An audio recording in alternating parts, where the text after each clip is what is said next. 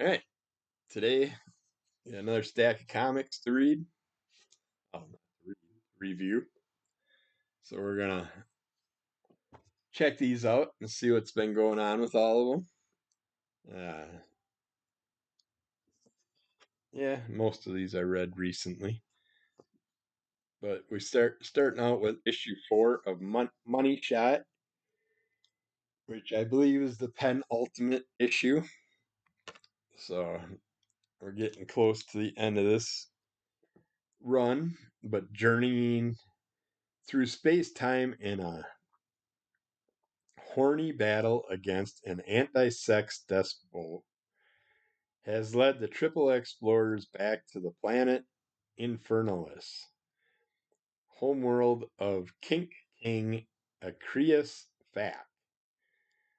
No fetish is off limits on the planet that inspired mankind's vision of hell. Grab your best leather boots and favorite whip. Our heroes are turning up the heat. Uh, yeah, if you haven't been following this, there is someone trying to end sexual relations throughout the world universe,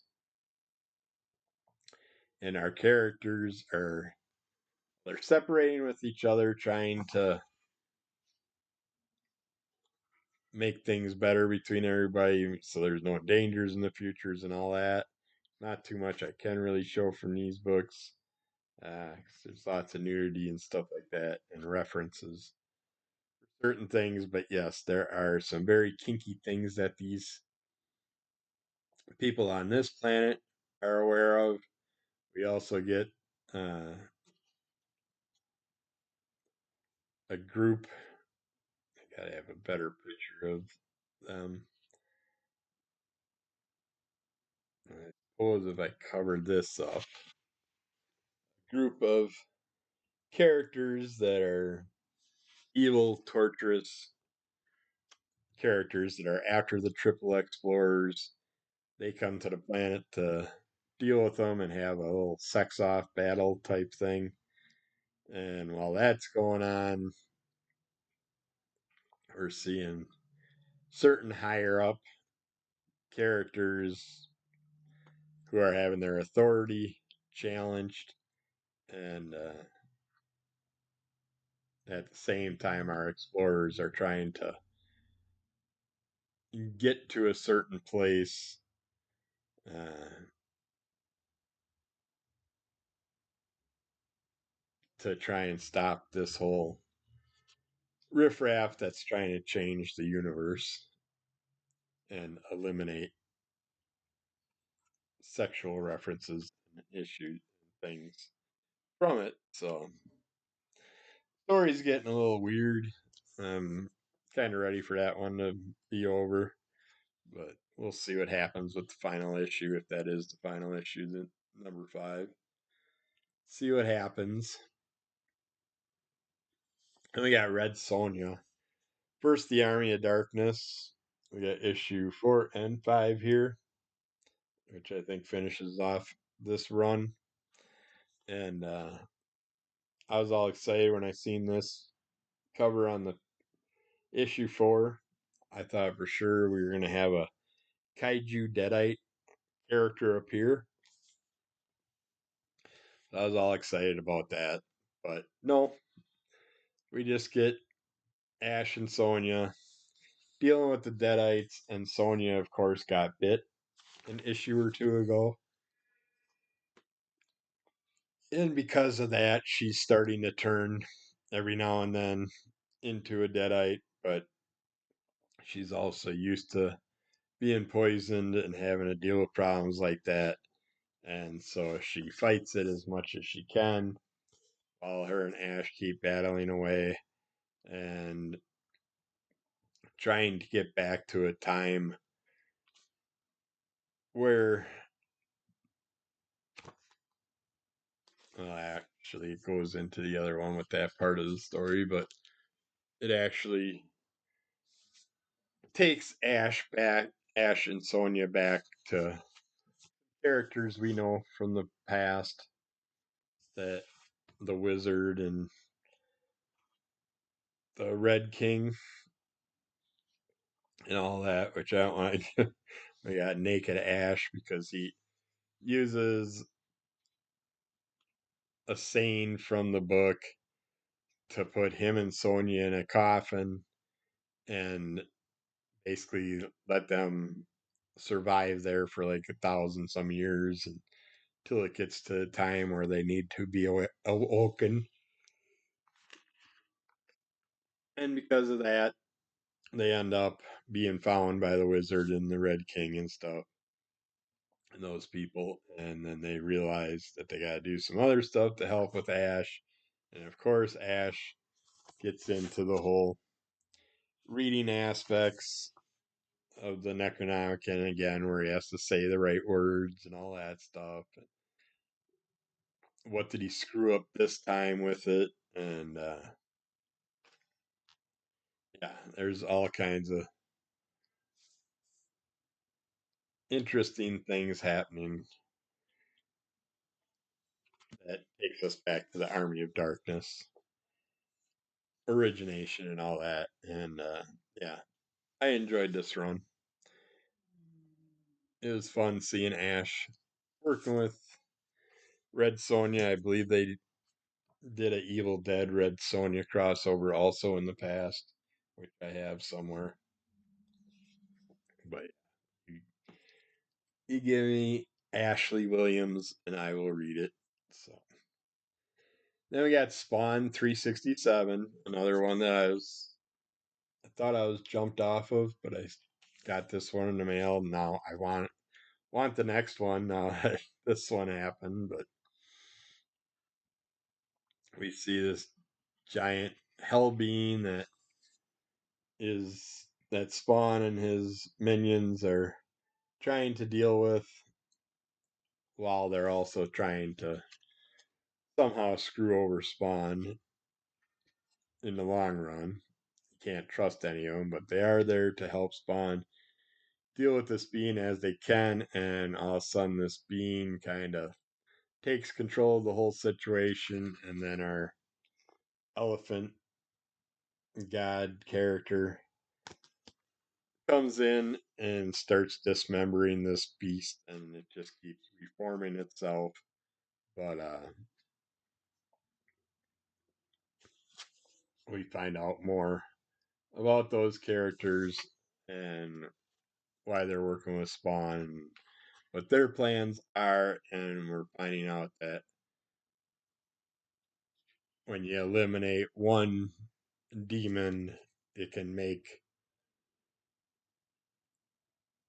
for a vessel of another demon, a stronger demon, and all that stuff. So this battle could get really interesting in the next issue, but I did like what happened throughout this one. And I am liking more and more of the characters that have been working with, helping out Spawn along the way. So, but they're all going to turn on him eventually. And now Spawn's finally realizing he should have took the throne.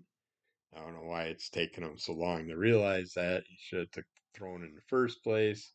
But instead he gives it to Nyx, and she just goes off the rails with everything. But we got from Scholastic, Saphie, the One-Eyed Cat, Volume 1. Meet Saphie, the one-eyed cat. Along with her feline family, Saphie can't help but get into a little mischief. Featuring dynamic comic panels, this kitty will make any young reader giggle. Uh, it was fun seeing the cat world, seeing how Saphie adapted to it. The girl finds Saphie, brings Saphie to her environment where there's a couple other cats. The cats are competing for everything like they would if you have more than one cat in your environment. Saphie's getting a little fat from eating a little too much, wanting too many treats, as many of them are. You get to see the fun cat play, how like the stupid human tricks. The humans trying to play with them, and the cats are like, don't care, not interested. But then they find something else that's more simplistic, receipt that's rolled up and tossed towards the garbage and misses the garbage can or something. Something that crinkles, something that's fun, something that can crawl in a bag, a box, or anything like that. It's basically following the life of a cat that has one eye that's in a house with two other older cats that have their own mentality, their own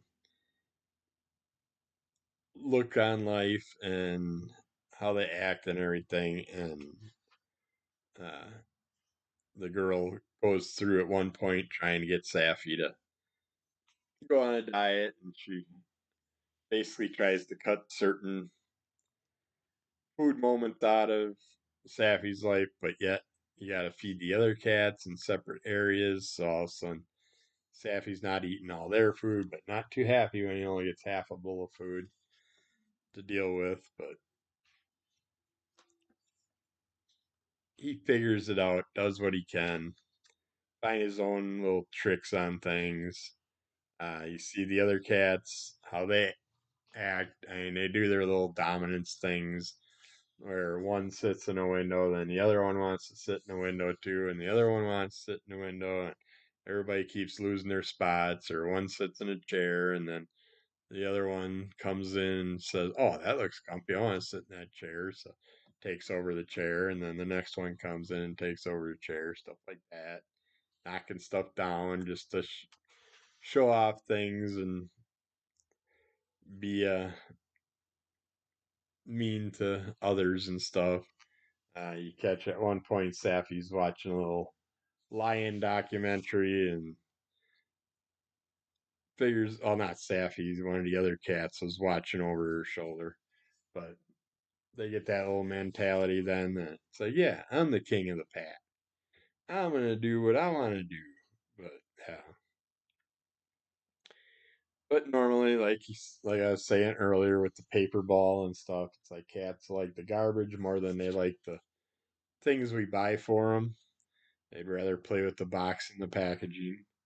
Uh, here's uh, cats getting groomed, and they're like, nope, swatting at the brush, fighting it, but then eventually give in and let him take over. Here's an example of the box area. She's opening a box with something new in the box, and the cats are like, oh, we don't care about that. We just want the box.